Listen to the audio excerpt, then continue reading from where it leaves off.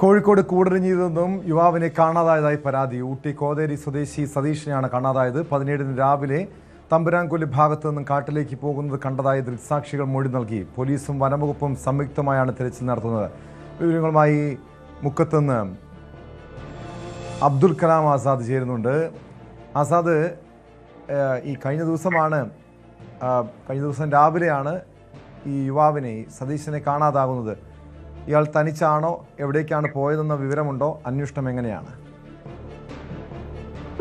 17-ാം തീയതി രാവിലെ ആണ് ഇദ്ദേഹത്തെ കാണാതായത്. ഈ പൂവാറത്തോട് മലയോര മേഖലയാണ്, വനത്തോട് അടുത്ത് കിടക്കുന്ന ഒരു പ്രദേശമാണ് കൂടരഞ്ഞി പഞ്ചായത്തിലെ. ഈ 17-ാം തീയതി രാവിലെ ഇദ്ദേഹം കാട്ടിലേക്ക് കയറി പോകുന്നതിന്റെ പോയി എന്നാണ് ആളുകൾ ദൃക്സാക്ഷികൾ പറയുന്നത്. അതുപോലെ തന്നെ തൊട്ടടുത്തൊരു റിസോർട്ടിലെ CCTV ക്യാമറയിലും ഇദ്ദേഹം അതുവഴി കാട്ടിലേക്ക് കയറി പോകുന്നതായി കണ്ടിട്ടുണ്ട്. ഈ കഴിഞ്ഞ ദിവസം ഈ പൂവാറത്തോടിലെ ഒരു റിസോർട്ടിലാണ് ഈ സതീഷ് ജോലി ചെയ്യുന്നത്. കോത്തഗിരി, തമിഴ്നാട് ഊട്ടി കോത്തഗിരി സ്വദേശിയാണ് സതീഷ്.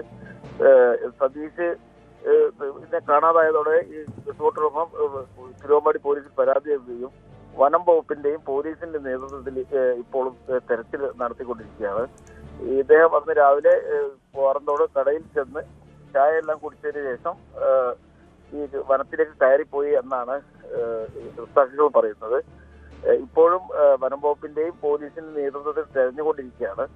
ഇദ്ദേഹത്തോടൊപ്പം ജോലിക്കായി എത്തിയ എല്ലാവരും ഈ റിസോർട്ടിൽ തന്നെ ഉണ്ട്. ഈ ഇദ്ദേഹത്തെ കാണാതായതോടെയാണ് പോലീസിൽ ഹോട്ടലുടമ പരാതി നൽകിയത്.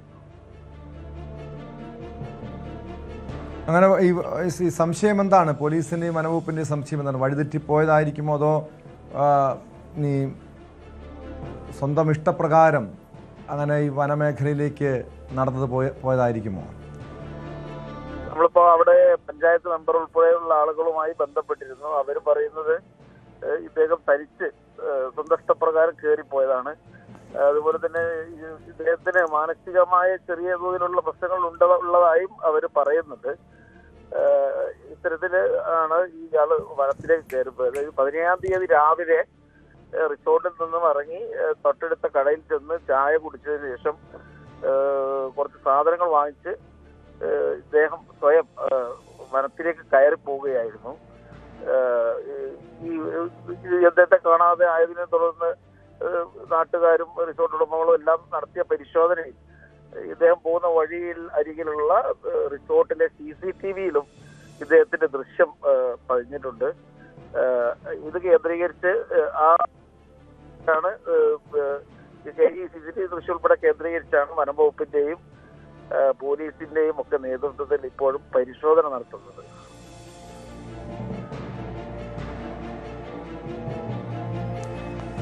വ്യക്തമാണ്.